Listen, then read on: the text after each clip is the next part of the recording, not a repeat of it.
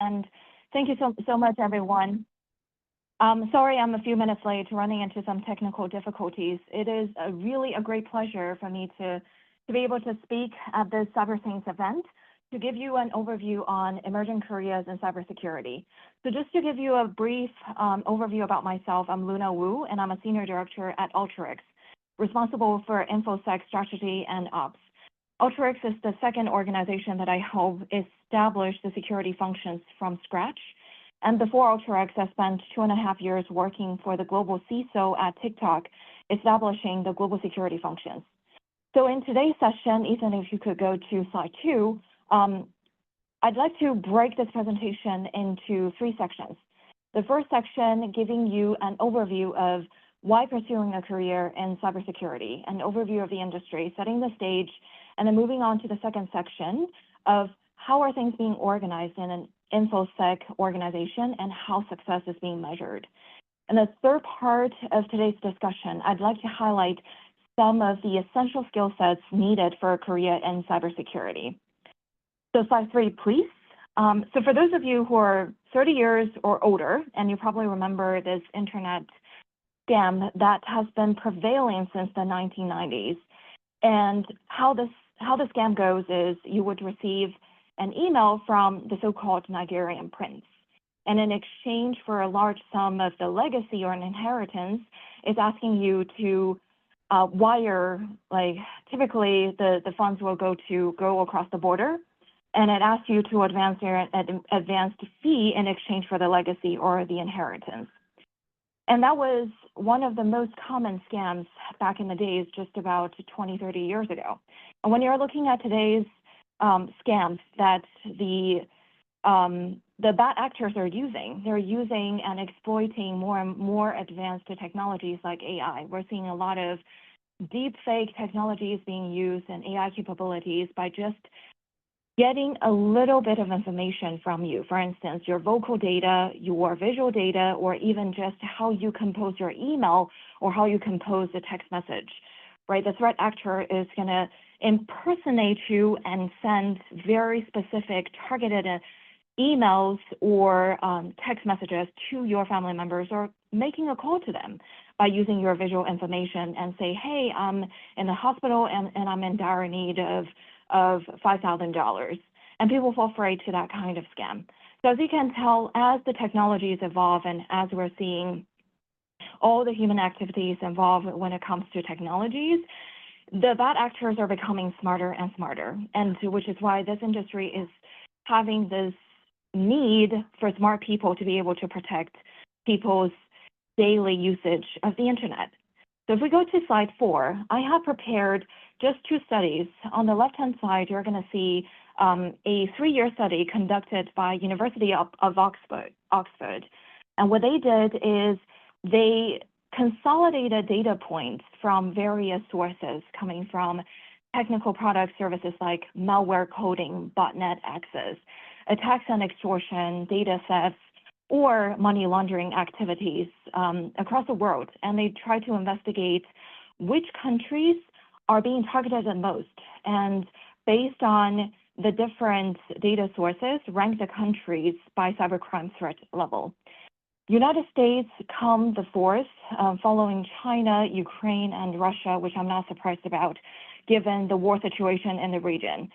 And so this list just basically tells you which country is being targeted the most by the cyber criminals. And on the right-hand side, you're going to see some statistics, right? When I was working at TikTok, one of the analysis that we did was essentially looking at the motives of why people attack, why people are utilizing our platform for specific activities. And 2 of the common themes that we have seen is one is financially motivated or to promote political propaganda. It's either case, the most common incentives. So as you can see, as of 2023, the global average cost of a single data breach is $4.45 million. And this number is industry and the size of the company agnostic. But when you're looking at those massive data breach, like for instance, Equifax, that dated back in 2017, I believe, the cost amounts to more than $4 billion, inclusive of the remediation efforts. And on the dark web, you might question, right? Nowadays, you're seeing more and more scams, like people just sending you phishing or like phishing texts or phishing emails. You might ask, what is the cost of cyber criminals to procure one single data entry that involves personal users like you and me? It's about anywhere from $100 to $200 to purchase a single personal record. And so there is definitely a price tag associated with data breach or personal records. And in the Statistica study, as of 2023, the total cost of cybercrime was expected and already surpassed the number to reach $8 trillion. And it's projected by 2025, the number will be almost doubled to $15 trillion. So the point of me giving you the statistics is really to showcase that there is a massive market attracting smart people like you and me, or tapping myself on the shoulder, and just smart people to be able to fight against the bad actors, to help protect the common users, like just like your parents or your grandparents, who are more susceptible to those cyber crimes. If we go to the next slide, slide 5, and in my very shallow understanding, right, what is the purpose of a cybersecurity career? In my mind, protecting data and information lies in the core of cybersecurity.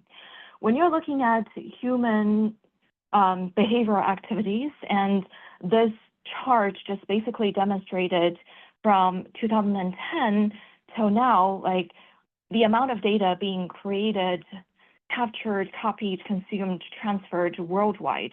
And from 2010, that number was short of 3 zettabytes till in 2025, the number is projected to go 90 times of that number to exceed 180 zettabytes, right? Like with the amount of data and information that's generated, it calls for a lot of the actions, not only from the government, but also at the grassroots level, because a lot of the parties are trying to address this question: who ultimately owns the data?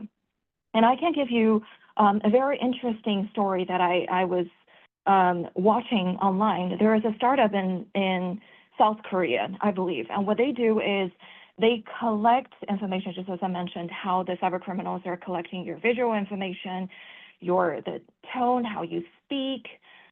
They collect information of the deceased ones. And so the story goes, a mom who lost her child, who passed away at age 5, and she was always seeking closure. And by providing the data to the startup company, she was able to bid farewell to her daughter one last time in the virtual reality, right? But this story sends chill down my spine, because it challenges a lot of the fundamental questions, which, as I mentioned, can be boiled down to one question, which is who ultimately owns the data? The government believes that they have the ultimate right to protect their citizens' data, which begets a lot of the questions that we were seeing at TikTok. Ethan, if you could go to slide 6.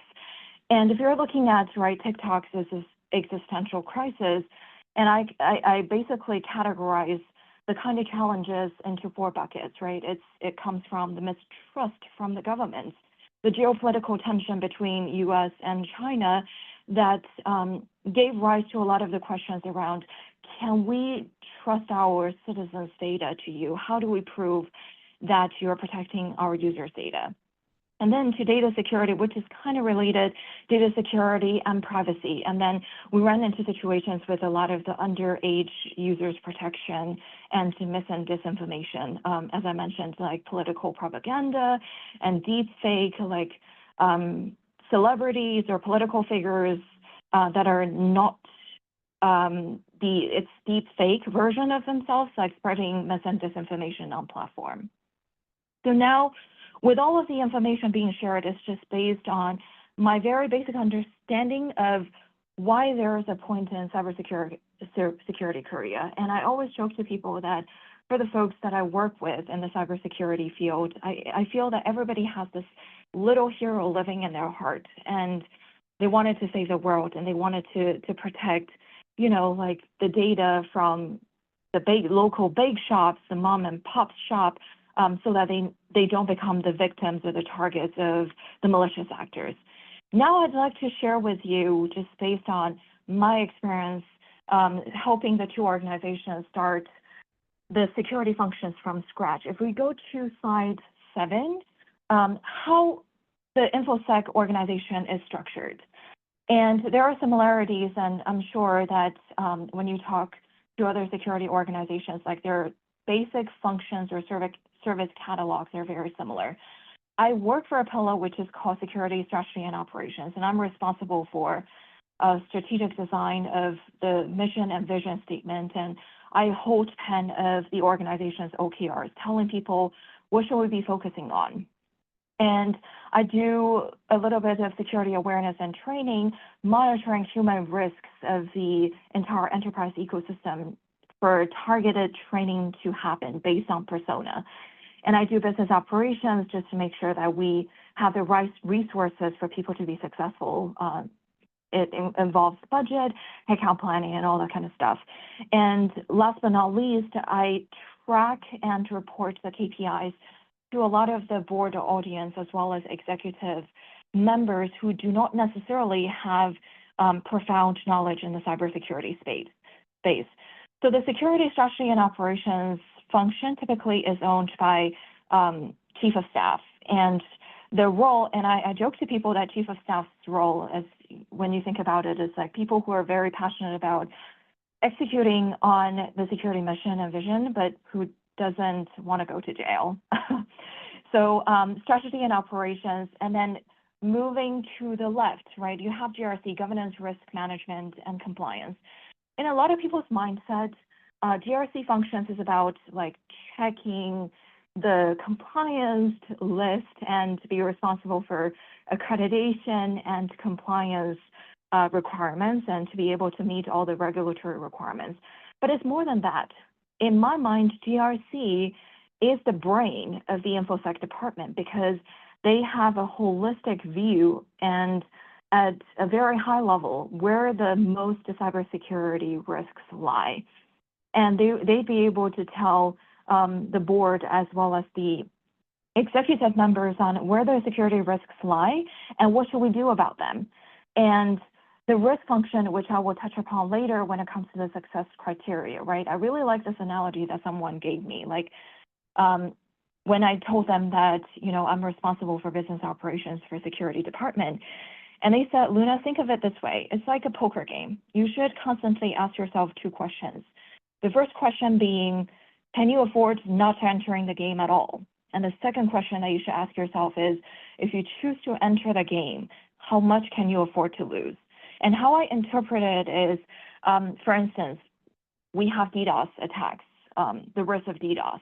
And if I do nothing and just grab my coffee, grab my tea, and just have some Zen music playing in the background and do nothing about it, how much is it going to cost to the business? And that basically tells you the potential costs associated with a specific risk. And you can also constantly challenge yourself from a business operation standpoint. Am I spending too much? If a DDoS attack at most is going to cost the company $5 million if we do absolutely nothing, not implementing the technologies, not implementing headcounts, not hiring, right? If that's the number, then you shouldn't be spending more than that number to implement the security controls. Because at the end of the day, successful security operations is about like mitigating the risk. That over time, you should be able to see that downward trending of the overall risks, and also the money that you spend should justify the return on investment of the risk that you're mitigating. And then moving on to SecOps and engineering, right? These are the heroes in the background monitoring all of the alerts, SIEM SOAR, or in their realm of responsibilities. These are the folks that are responsible for turning around security incidents. They monitor the enterprise environment and our products to be able to address all of the alerts and triage the security incidents and put them into different tiers, step 1, step 2, step 3, step 4, depends on different companies. Some are tier 1, tier 2, tier 3, and tier 4. the higher the tier is, the more inherent loss is going to cost the company. And then moving on to the first pillar, which is the application and infrastructure security, right? So these are the folks, and I'd like to tell people, like, these are the fortress builders. They build the fundamentals, like embedding security controls into our SDLC process, right? Serving our architecture to make sure that the right security controls are in place, golden images, vulnerability scanning, SAST, et cetera. So there are a whole bunch of security architects that are responsible for delivering all of the technical controls and advising our IT department as well as the product departments on what they should do about a particular product launch or implementation of a system. So these are just basically the main functions of an InfoSec department. Now I'd like to move on, Ethan, if you go to slide 8, right? How do we measure success in cybersecurity? And I briefly touched upon the risk mitigation aspect. The first angle would be compliance. And as I mentioned, right, you're seeing continuous involvement of the different countries and regions issuing their data protection and privacy regulations or cybersecurity frameworks, et cetera, here in the United States. We have NIST, we have ISO, we have SOC 2 Type 2, and if you're dealing with federal customers, FedRAMP is also a certification that you should be considered seeking, especially if you're in the SaaS business. And the map in the middle, it just basically showcases the stringency of those different countries as well as regions. The darker the color is, the more stringent the local data protection and privacy regulations are. And as you're seeing, the regulators, they have sets of requirements, especially when you're in, if you work for a public company, and you would have to abide by the SEC, Security Incidents Response Time, GDPR, demanded 72 hours of a turnaround if it touches upon any of the customer data, right? But also now, when you're looking at the contracts that you're signing with your customers, back in the days, if I don't have to even go back that far, like in 2010, if I sample a few contracts signed by our customers, the security sections are hard to find, or if you find them, it's probably just one paragraph. But nowadays, like, you have various terms as well as clauses stipulating from a vulnerability management standpoint, from a business resiliency standpoint, security awareness, et cetera, et cetera. The customers are demanding you to meet contractual obligations, and you'd be able to turn around critical vulnerabilities, like address vulnerabilities within, depending on the customer's 24 to 48 hours, right? And the security incidents, typically what I'm seeing is 24 hours to 72 hours, depending on the regions or the industries, as well as the specific set of customers. So that's one angle, compliance. You want to make sure that, one, you're not being sued by your customers, and you're not being pursued. There are no regulatory pursuits from the governments, like fines, regulatory fines, et cetera. So that's the compliance angle. If we go to slide 9, the second angle is just, as I mentioned, risk, right? The poker game analogy. And over time, you should be able to see the downward trending of specific risks. If you're seeing upon implementation of the technologies and enhancing your team, upscaling your team, if you're seeing that the risks are still going up, you should probably ask yourself, what did I do wrong?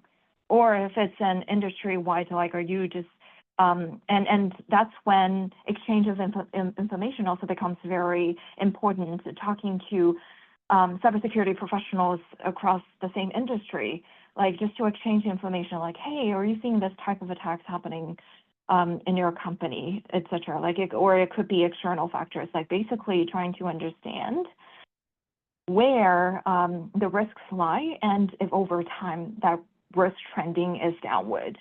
And to be able to troubleshoot with the help of the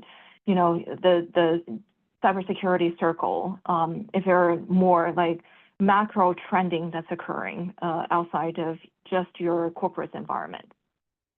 And the third angle, if we go to slide 10, that I'd like to touch upon is the human angle. Believe it or not, a lot of the cyber attacks that happened is with one simple click of the phishing link. And 95% of all successful cyber attacks is caused by human error based on the research in 2023, right? And how UltraX, or when I was at TikTok, we run the security awareness program in a very similar fashion. I'm looking at it from a persona perspective. The persona is not just based on a person's department or the job functions that they carry out. It also has to do with the kind of data access that they have. If they are the owner of a critical business application, it bumps the risk level up. It has nothing to do with if your personal behavior or not. Sometimes it just has to do with the ownership of the data that you have or the ownership of the applications that you have. And we work closely with the SecOps Center to be able to understand user patterns. Who is clicking on those phishing links? Who is forgetting their devices at a bar when they go to a sales event, et cetera. So all of the data points will feed me information as to almost like a heat map. I'd be able to map out at the enterprise level, like where do we have, from a human risk perspective, where do we see the most significant risks? And have targeted training, because when you think about security training, people roll their eyes because more often than not, it's just a check of, the compliance box, but it's more than that. It's about how are you mitigating the human risks and what you are observing, and working closely with your SecOps Center to be able to send communications messages timely so that they're aware, oh my God, there is an impersonification effort, sorry, English is my third language, effort going on, like be aware of suspicious messages coming through asking you, hey, can you provide me with sensitive corporate information, right? So like to be able to understand where the human risks lie and also track it over time, like the human angle is also another very important factor of how you're measuring the success in the cybersecurity space. Now, the last slide, I do want to spend some time just to talk about the skills in demand, and just to share with you one interesting fact about myself. My background had, or rather my academic background had nothing to do with cybersecurity. I studied translation and interpreting back in China. I was born and raised in China. Hence I said English is my third language. And in the hope that I would serve as a bridge between cultures, and when I was young and I wanted to change the world, and I pursued my Master of Science degree in public policy analysis until I saw my student loan bills. And I was like, I gotta find a new job. And I spent 10 plus years implementing systems for financial services and banking customers, served 13 plus tier 1 and tier 2 investment banks and regional banks across the globe, helping them to implement tech capabilities, and did a lot of UAT, SIT. So I really enjoyed that kind of work, like trying to understand at the system level how a system functions. And I was joking to people that now switching from SDLC to cybersecurity feels like I was in the party and now I'm cleaning up after the party. So this fan view on the left-hand side is just basically tells you, right, in its core, cybersecurity, we're here to protect people, information, product, and physical assets. And there are a system layer of things, network layer of things, internet layers of things. And as you go more and more towards the outer layer, you're looking at more and more threat actors. And then, like in order to achieve this converged security model, you should be looking at more proactive approaches when it comes to threat intel, when it comes to awareness and training, business continuity and disaster recovery testing, and policies, having the right policies and standards in place, et cetera. When you're looking at so much work, the skill sets that we're looking for are not just limited to technical skills. The soft skills are as important, like your ability to pick up a concept and adapt to the convoluted problems pretty quickly. And just as I mentioned, because as technologies evolve, the cybersecurity space evolves with the advancement of technologies. So to be able to learn new technologies fast, solve problems, and also soft skills like communications, because a lot of the times when people think about security organizations, they think of a whole bunch of geeks in their black hoodies sitting in the basement of their parents or grandparents, but it's truly not the case. That communications, it has to do with educating people on the intention of why we have to implement specific security controls. And spending about 15 years talking to developers, right? They have their own challenges as well as problem sets, new releases, new functions, and bugs, and now on top of that, vulnerabilities and security features, right? Just be conscious of having that broad understanding of what the business needs and communicate the intention and just help them understand, if we don't do this, this is the risk that you'll be looking at, leading to potentially, in the worst case scenario, like the financial loss or the reputational loss is thus, right? And communication and business acumen is equally pivotal to help you thrive in this space. And on the right-hand side are just some of the common roles that I'm seeing in the market. My sincere apologies. I know this may sound like a rush session. I was running into some technical difficulties, but I'm open on LinkedIn. If you have any questions, feel free to reach out. And so that basically concludes my session. And Ethan, really appreciate the opportunity and the platform that CyberSaint offered me to give this 30-minute speech. Ethan, back to you.